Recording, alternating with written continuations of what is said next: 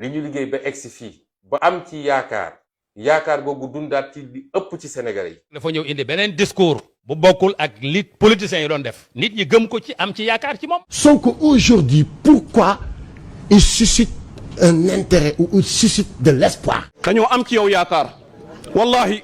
C'est parce qu'il nous a vendu un projet de rêve.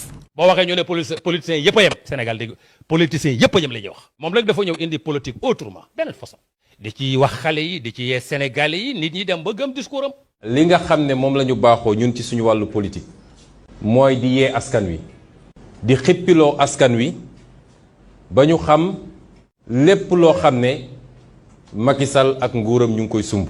gis nga Sonko réussir na li mu doon def. mooy fekk na luy nelaw ci sénégalais yi. muy yee ko ba loolu moom yeewu na ba pare. Ousmane Sonko il a su éveiller quelque chose qui dormait toujours chez les jeunes. xale yi dañ yeewu du à Sénégal rek mais Afrique yëpp la. da ngeen di xam ne sénégalais yi kenn mënatu leen nax. parce que gone yi dañoo yeewu de jàng connecté xam li xew ci àdduna. sénégalais yi kenn mënatu leen nax. Les gens voient en lui un Thomas Sankara, un Patrice Lumumba, un Cheikh Anta Diop, un Kwame Nkrumah, etc. Il a un discours qui est structuré waaw li ma dégg muy wax sénégalais bu nekk fekk ni bëgg nga sa réew war nga mën a ànd ak li muy wax.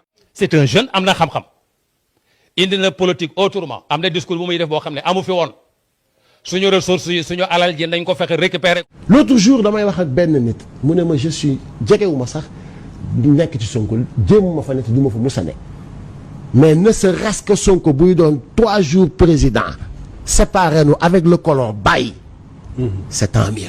À 44 ans, cet ancien fonctionnaire des impôts est présenté comme celui qui vient briser les codes en apportant un nouveau discours. Il apporte quelque chose qui est vraiment spécial qu'on n'avait pas l'habitude de voir.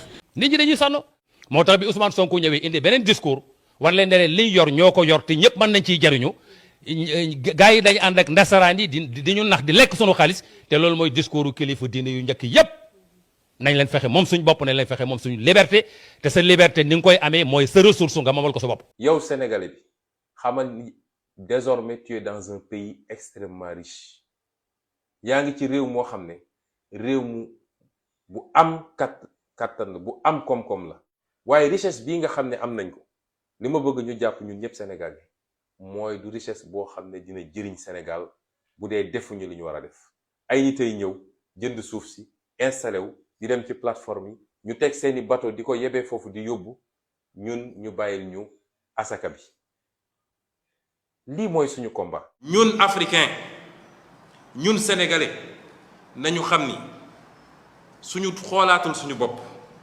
defaruwaat gën a gëm suñu bopp te xam ni ñun ñooy defar suñuy réew. démb ñu maa ngi jot benn rapport bu Sénat français xam nga lu ñu ci bind notre avenir c'est l'Afrique. Chine wax la même chose ñépp a ngi bëgg a xëccoo Afrique waa ana africain yi ci loola ñu ne xuñaar rek di xool. lii mooy sunu ay réalité sunu ay réalité mooy yàlla may nañu bépp xeetu teraanga ci suuf si ci géej gi ci jaww ji ci ndaw ñi ci soleil bi. ok lépp mi ngi fi mu am benn pàcc bu ndaw bu lëkkaloog ay force extérieure di ñëw di manque di jël liñ ci li leen ci doyal ñoom aussi seen pàcc bu ndaw boobu di jël leen ci amul ñu sacrifier askan bi. dañuy ñëw di jël suñuy ressources di ko yóbbu tabaxee ko seen réew mais ñun Sénégalais yi ñoo war a am fulla ñoo war a am fayda ndax ki nax sa maam nax sa baay sëñ bi bu la jàngalee bu la naxaatee ci yow la. donc nit ñi jàpp ni war nañu am si moom confiance surtout jeunes yi.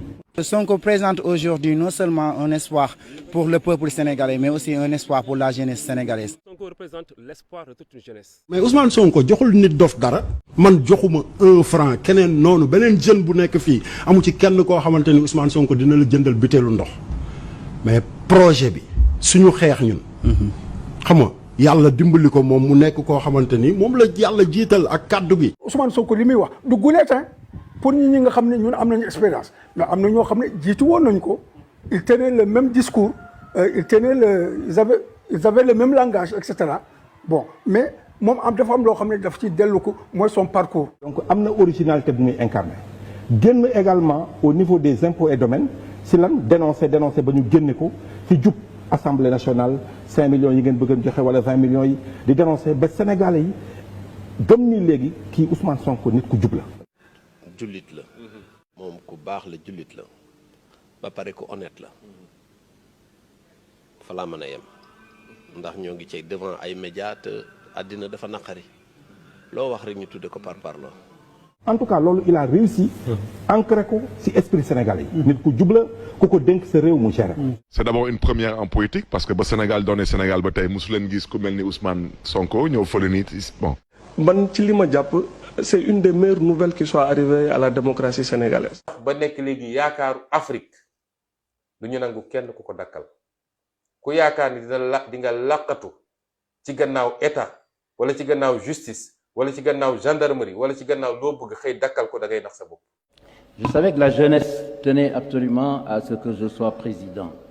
Parce qu'auparavant, en 1988, quand j'étais emprisonné, ce sont les jeunes qui m'ont sorti de la prison par des manifestations. Nous avons rencontré beaucoup de jeunes manifestants qui promettent de redescendre dans la rue si jamais une décision défavorable est prise contre celui qu'ils considèrent comme leur président, Ousmane Sonko. Que Sonko est l'espoir de toute une nation. M. Diouf a été obligé de m'envoyer l'ambassadeur des États-Unis pour négocier ma sortie. Alors, quand j'ai été remis en prison pour la deuxième fois, les jeunes ont voulu manifester de nouveau, mais je savais que ce serait plus violent que la première fois. La seconde vague risque d'être beaucoup plus dévastatrice que la première secousse. Tout ce qu'on veut, c'est qu'il le libère. Là, nous sommes calmes, mais si Sonko n'est pas libéré, nous ferons pire que ce que nous avons déjà fait. Je savais donc que j'étais porté par des forces montantes et que cela arriverait un jour. On imagine ce qui serait passé si votre prédécesseur vous avait interdit de vous présenter aux élections. Il ne pouvait pas le faire parce que le peuple sénégalais avait tellement pris conscience qu'il ne pouvait même pas prendre le risque de faire cela. C'est plaît à Dieu.